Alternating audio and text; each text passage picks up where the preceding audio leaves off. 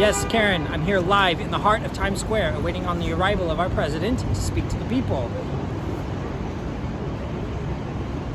Okay, we have word. Here live, the President of the United States of America. My fellow Americans, I see something in you that some of you don't see in yourself. A truth you have somehow forgotten. Instead of your vast reserves of resilience and ingenuity, I perceive from some corners a growing sense of defeat and despair. I'm here to remind you of who you are. Every nation has its stories, and I don't pretend our story is better than any others. God knows we have been far from perfect. Nonetheless, we have a vast heritage of hope to draw upon, to make sense of this current situation in the context of our shared history. By recalling what we have accomplished in the past during times of national trauma, we can navigate through this critical time and into a brighter future. Our nation is no stranger to struggle. In fact, we were forged in adversity. From the very moment when a hastily built coalition of frontiersmen, merchants, and aristocrats fought off an empire for 6 long years to gain independence and build the world's first modern republic. Now, in our 3rd century, we look back to see the titanic threat we have overcome. From our own sin of slavery, to foreign threats of fascism, to our continuing fight against domestic racism and international terrorism. In all of these struggles, ordinary Americans have stepped up to do their part. Today, we face not a moral or military threat, but a medical one.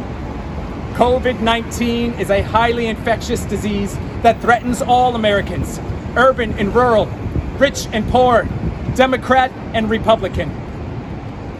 This killer does not discriminate between genders, religions, races, or philosophies. We are all in this together, and together we must take action to protect ourselves, our people, and our nation. We actually know how to fight this threat. Reducing the speed of transmission is the key to weathering this virus's attack. Our healthcare system is sufficient to handle the threat if we can slow the transmission rate. That's why we are asking you to wash your hands and please practice social distancing. While these disciplines will stall this pandemic, it is imperative that we leverage technology as much as possible to get the best testing, to find a cure, continue working, and to connect with each other. We must especially to reach out to those who are lonely and in need at this time. The elderly, our parents and our grandparents are high at risk. When they were younger, they and their parents sacrificed their daily routines for years to win a world war that secured the life you and I now enjoy today. Now it is our turn. It's our turn to sacrifice our daily routine for them. Social distancing can and will blunt the speed of this virus, which will allow our healthcare professionals to care for those who need it most.